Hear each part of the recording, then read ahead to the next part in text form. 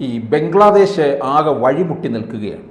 ആ വഴിമുട്ടി നിൽക്കുന്ന അവസരത്തിൽ അവർ ഇന്ത്യ വിരുദ്ധ ശക്തികളുമായിട്ട് കൂട്ടുചേർന്നുകൊണ്ട് എങ്ങനെ മുമ്പോട്ട് പോകാമെന്നാണ് ഇപ്പോഴത്തെ ആലോചന. അതിൻ്റെ ചില സൂചനകൾ അവിടുന്ന് ഇവിടുന്ന് ഒക്കെയായിട്ട് കിട്ടിത്തുടങ്ങിയിട്ടുണ്ട്. എന്താണ് അതിൻ്റെ കാര്യങ്ങൾ?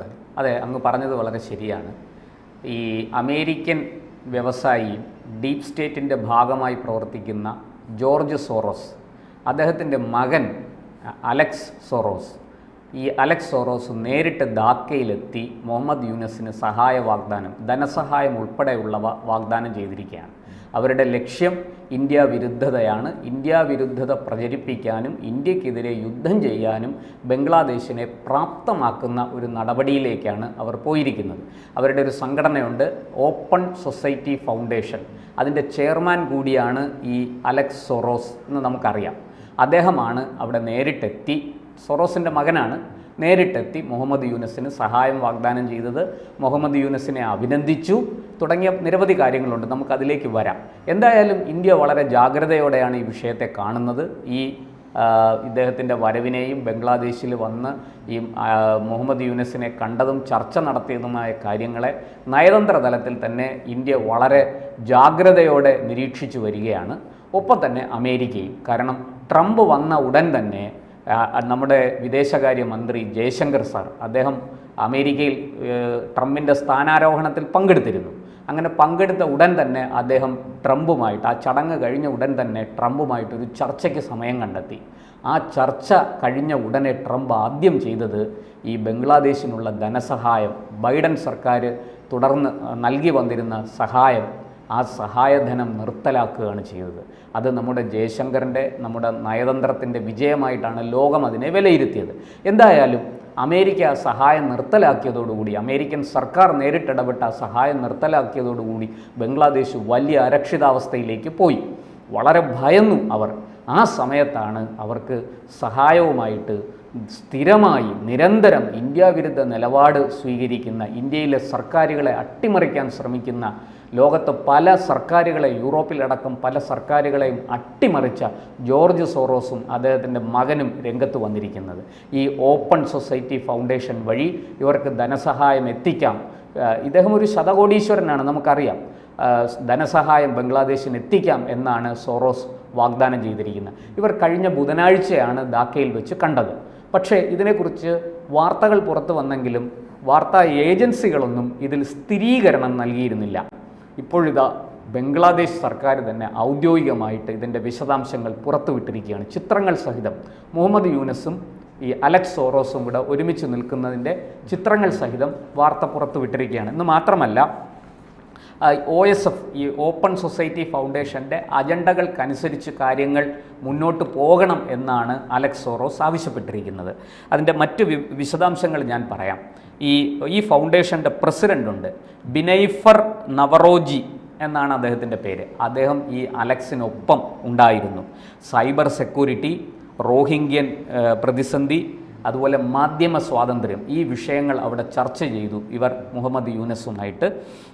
തുടങ്ങി അദ്ദേഹം ഷെയ്ഖ് ഹസീനയുടെ പുറത്താകലിനെ അഭിനന്ദിച്ചു, പുറത്താക്കാൻ വേണ്ടി സ്വീകരിച്ച നടപടികളെ അഭിനന്ദിച്ചു. അതിന് അന്ത്യം കുറിച്ചതിൽ വലിയ നേട്ടമായിട്ടാണ് ഈ അലക്സ് സോറോസ് അതിനെ ഉയർത്തിക്കാട്ടിയത്. തുടങ്ങി ഇത്തരം കാര്യങ്ങൾ അവിടെ ചർച്ച ചെയ്യുകയും അതിലേക്ക് ചില ഇനി പുതിയ കാര്യങ്ങൾ ചെയ്യേണ്ടതിലേക്ക് ചില നടപടിക്രമങ്ങളിലേക്ക് അവർ കടന്നു. ധനസഹായം വാഗ്ദാനം ചെയ്തിട്ടുണ്ട്. അത് ഏത് രൂപത്തിൽ എങ്ങനെയൊക്കെ ആയിരിക്കും അവർക്ക് ലഭിക്കുന്നത് എന്ന് നമുക്ക് ഇപ്പോഴറിയില്ല. എന്തായാലും ഈ OSF എന്ന് പറയുന്നത് ഒരു NGO യാണ്. ഈ NGO നമ്മൾ ശ്രദ്ധിക്കേണ്ട ഒരു കാര്യം, നമ്മുടെ ഇന്ത്യയിലെ ഇന്നത്തെ പ്രതിപക്ഷ നേതാവ് രാഹുൽ ഗാന്ധി കഴിഞ്ഞ സർക്കാരിൻ്റെ കാലത്ത് ഭാരത് ജോഡോ യാത്ര നടത്തിയിരുന്നു. ഈ കന്യാകുമാരി മുതൽ കാശ്മീർ വരെ ഈ ഭാരത് ജോഡോ യാത്രയ്ക്ക് പങ്കാളികളായി OSF എന്നുള്ളതാണ്. അതിന് ധനസഹായം പോലും നൽകി എന്ന ആക്ഷേപം ഉയർന്നിട്ടുണ്ട്. എന്തായാലും അവർ ഇത്തരത്തിലൊരു നിലപാടുമായിട്ട് ബംഗ്ലാദേശിലേക്ക് വന്നിരിക്കുകയാണ്. നമ്മുടെ രാജ്യം വളരെയധികം ജാഗ്രതയോടെ അതിനെ വീക്ഷിക്കുന്നു. നമ്മുടെ നാട്ടിലെ മാധ്യമപ്രവർത്തകരായ രാഹുൽ ഗാന്ധി ഉൾപ്പെടെയുള്ളവർ രാജ്യത്തെ ഒറ്റുകൊടുക്കുന്നു എന്ന് നമുക്കിപ്പോൾ പറയാൻ സാധിക്കില്ല. പക്ഷേ അവരുടെ ഒരു നിലപാട് അങ്ങനെയാണ്. എപ്പോഴും ഇന്ത്യ വിരുദ്ധ ശക്തികളോട് ചേർന്ന് നിൽക്കുക, അവരോട് ചേർന്ന് നിന്ന് നമ്മുടെ രാജ്യത്തെ സർക്കാരുകളെ അസ്ഥിരമാക്കുക, സർക്കാരിനെ താഴെയിടാൻ ശ്രമിക്കുക, ഇതൊക്കെ ഇപ്പോഴും നമ്മുടെ രാജ്യത്തെ പ്രതിപക്ഷം ചെയ്തു വരുന്നുണ്ട്. അതിലേക്ക് നമുക്ക് കൂടുതൽ ഇപ്പോൾ വിവരങ്ങൾ ലഭ്യമല്ലാത്തത് കൊണ്ട് ഞാൻ അതിലേക്ക് കടക്കുന്നില്ല. പക്ഷേ നമ്മുടെ നാട്ടിലെ മാധ്യമങ്ങൾ പൊതുവേ നമുക്കറിയാം, നമ്മുടെ മാധ്യമങ്ങളെല്ലാം ഒരു ഈ പറഞ്ഞതുപോലെ മോദി വിരുദ്ധത അല്ലെങ്കിൽ BJP വിരുദ്ധ നിലപാടുകൾ സ്വീകരിക്കുന്നതിൽ നിരവധി ആരോപണങ്ങളും ആക്ഷേപങ്ങളും മാധ്യമങ്ങൾക്കെതിരെ ഉയർന്നിട്ടുണ്ട്. പക്ഷെ ഇവിടെ ഇപ്പോൾ നമ്മുടെ റിപ്പബ്ലിക് TV-യുടെ അർണബ് ഗോസ്വാമി വലിയൊരു പ്രസ്താവനയുമായിട്ട് രംഗത്ത് വന്നു. അദ്ദേഹം ഒരു മുന്നറിയിപ്പ് നൽകിയിരിക്കുകയാണ്. ഈ ബംഗ്ലാദേശ് മോഡൽ കലാപം ഇന്ത്യയിലും നടക്കാൻ സാധ്യതയുണ്ട്. ബംഗ്ലാദേശിൽ അങ്ങനെയാണല്ലോ, ഒരു വിദ്യാർത്ഥി പ്രക്ഷോഭം വഴിയാണ് ഷെയ്ഖ് ഹസീനയെ, ആ സർക്കാരിനെ അട്ടിമറിച്ചത്. അവരവസാനം അവിടുന്ന് ജീവനും കൊണ്ട് രക്ഷപ്പെടുകയായിരുന്നു. അവിടുത്തെ പ്രധാനമന്ത്രിക്കുണ്ടായ അവസ്ഥയാണ്. ഒരു പട്ടാള അട്ടിമറിയിലൂടെയാണ് അത് സാധിച്ചത്. വിദ്യാർത്ഥി പ്രക്ഷോഭം അനിയന്ത്രിതമായി അതിൻ്റെ എല്ലാ സീമകളും ലംഘിച്ച് വലിയ തോതിൽ അക്രമത്തിലേക്ക് കടന്നു. ആ സമയത്ത് അവിടെ ഒരു പട്ടാള അട്ടിമറി ഉണ്ടായി. പട്ടാളം ഭരണം പിടിച്ചെടുത്ത് ഒരു താൽക്കാലിക സർക്കാരിനെ അവിടെ നിയമിച്ചു. അതിൻ്റെ ഏകോപനത്തിന് വേണ്ടിയിട്ടാണ് മുഹമ്മദ് യൂനസിനെ അവിടെ ഭരണാധികാരിയായിട്ട് നിയോഗിച്ചിരിക്കുന്നത്. ഇനി അവിടെ സ്വതന്ത്രമായിട്ട് തെരഞ്ഞെടുപ്പൊക്കെ നടത്തും എന്നൊക്കെയാണ് അവർ പറയുന്നത്. എങ്കിലും നമുക്ക് അതൊന്നും പൂർണ്ണമായിട്ടും വിശ്വാസയോഗ്യമല്ല. എന്തായാലും ഇതിൻ്റെ ചുവട് പിടിച്ച് അർണബ് ഗോസ്വാമി പറയുന്നു, ഇത്രയും നാളത്തെ എൻ്റെ മാധ്യമ പ്രവർത്തനം വെച്ച് ഞാൻ പറയുകയാണ്, ഇന്ത്യയിലും ഇതുപോലൊരു വിദ്യാർത്ഥി പ്രക്ഷോഭം നടക്കാൻ സാധ്യതയുണ്ട്. അതുകൊണ്ട് ഞാൻ നൽകുന്ന ജാഗ്രതയാണിത്. തീർച്ചയായിട്ടും ഇന്ത്യ ഗവൺമെൻറ് വളരെയധികം ശ്രദ്ധിക്കണം. അക്രമം, തീവയ്പ്, അരാജകത്വം ഇതൊക്കെ ഉണ്ടാകാൻ സാധ്യതയുണ്ടെന്ന് മാത്രമല്ല, അദ്ദേഹം രാഹുലിനെ വളരെയധികം ശ്രദ്ധിക്കണമെന്ന് പോലും ഒരു പടി കടന്ന് പറഞ്ഞിരിക്കുകയാണ്. ഇതിൻ്റെ പിന്നിൽ അമേരിക്കൻ ഡീപ് സ്റ്റേറ്റ് ആണ് എന്നും കൂടി അർണബ് ഗോസ്വാമി പറഞ്ഞു വെക്കുന്നു.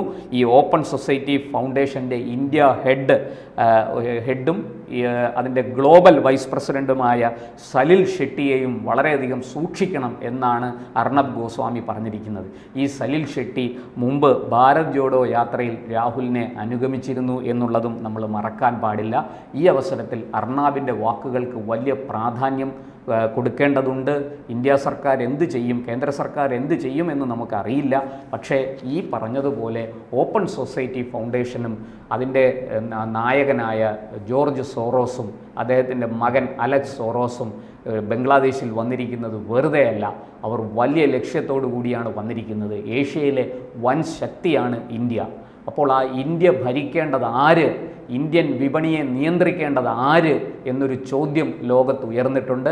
അവിടെ കഴിഞ്ഞ ഒരു ദശകത്തിലധികമായിട്ട് തുടരുന്ന ഭരണം മാറ്റി തങ്ങളുടെ ഒരു പാവ സർക്കാരിനെ അവിടെ പ്രതിഷ്ഠിക്കാൻ എന്ത് വില കൊടുത്തും ജോർജ് സോറോസും അദ്ദേഹത്തിൻ്റെ അനുയായികളും ശ്രമിക്കും എന്നുള്ള കാര്യം തീർച്ചയാണ്. അവരുടെ കയ്യിൽ ഒരു കളിപ്പാവയായി ഇന്ത്യൻ പ്രതിപക്ഷ നേതാവ് മാറിയിരിക്കുന്നു എന്ന ചോദ്യമാണിപ്പോൾ ഉയരുന്നത്. എന്തായാലും നമുക്ക് അല്പ ദിവസങ്ങൾ കൂടി കാത്തിരിക്കാം. എന്താണ് ബംഗ്ലാദേശിൽ പുതുതായിട്ട് സംഭവിക്കാൻ പോകുന്നത്? ഈ പറയുന്നത് പോലെ സോറോസിൻ്റെ ധനസഹായം അവിടെ എത്തുമോ, അതോ ട്രംപ് അതിനെ നേരിടുമോ, ട്രംപ് അത് തടയുമോ എന്നൊക്കെയുള്ള ചോദ്യമാണ് ഇപ്പോൾ ഉയരുന്നത്. ട്രംപ് ബംഗ്ലാദേശിലേക്കുള്ള സാമ്പത്തിക സഹായമൊക്കെ നിർത്തിവെച്ചിരിക്കുകയാണ്. അത് അമേരിക്ക ഭരണകൂടം നിർത്തിവെച്ചിരിക്കുകയാണ്. പക്ഷേ ഒരു NGO എന്നുള്ള നിലയ്ക്ക് ജോർജ് സോറോസിനും മറ്റും ആ സഹായം ചെയ്യാം, അതിന് തടസ്സങ്ങളൊന്നുമില്ല. പക്ഷെ ട്രംപ് അവരെ തടയുമോ എന്നുള്ള ചോദ്യമാണ് ഈ അവസരത്തിൽ ഉയരുന്നത്. കൂടുതൽ വാർത്തകളും വിശേഷങ്ങളും നിങ്ങളിലേക്ക് എത്താൻ ABC മലയാളം സബ്സ്ക്രൈബ് ചെയ്യുക, ബെൽ ബട്ടണും അമർത്തുക.